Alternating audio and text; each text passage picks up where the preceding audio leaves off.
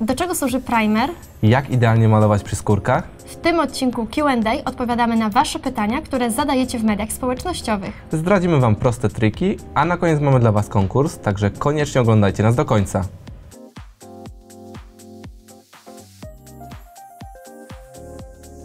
Jak zwiększyć trwałość stylizacji?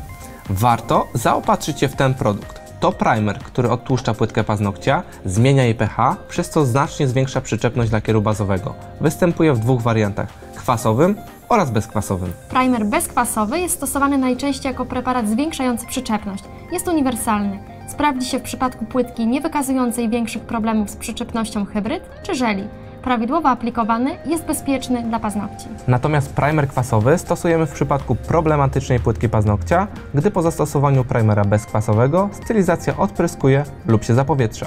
Można powiedzieć, że jest to preparat do zadań specjalnych. Tak, bo primer kwasowy jest mocniejszy niż jego poprzednik. Intensywnie wytrawia płytkę paznokcia, dlatego nie jest dedykowany do zbyt wrażliwych paznokci. Nie należy nakładać go bezpośrednio na skórki, ani w sytuacji, gdy mamy podrażnione lub zranione wały okołopaznokciowe, czy też uszkodzoną płytkę paznokcia. Primer kwasowy zamarza w niskich temperaturach. W okresie zimowym po rozpakowaniu paczki nie można otwierać primera. Należy pozostawić go w temperaturze pokojowej, aż powróci całkowicie do płynnej konsystencji. Dopiero po zmianie stanu w postać płynną można zacząć go nakładać na paznokcie.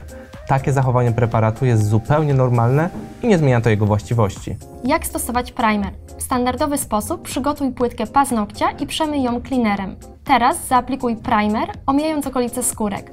Produkt jest bardzo wydajny, dlatego wystarczy jednorazowo namoczyć pędzelek i nałożyć primer jednym pociągnięciem na paznokcie.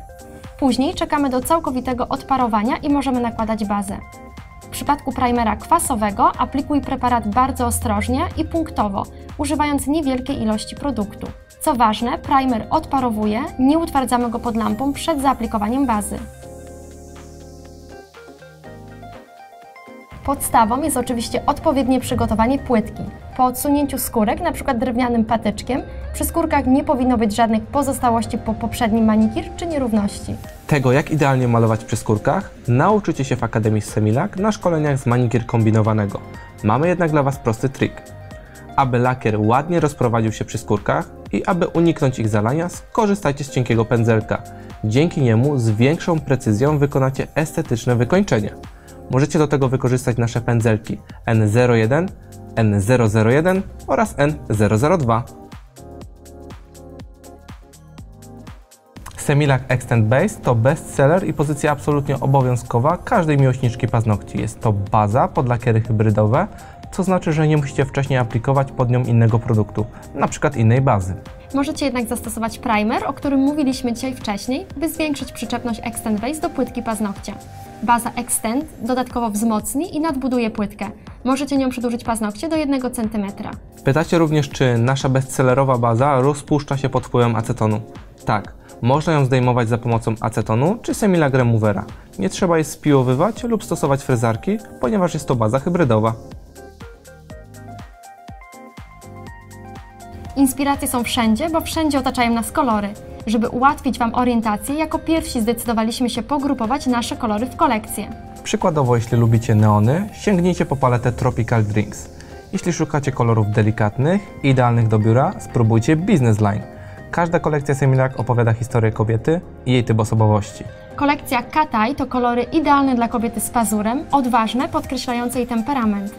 Panie o artystycznej duszy na pewno polubią stylizację z wykorzystaniem efektu Charm. Kolekcja Pastels 1 to nasz hołd ku naturze.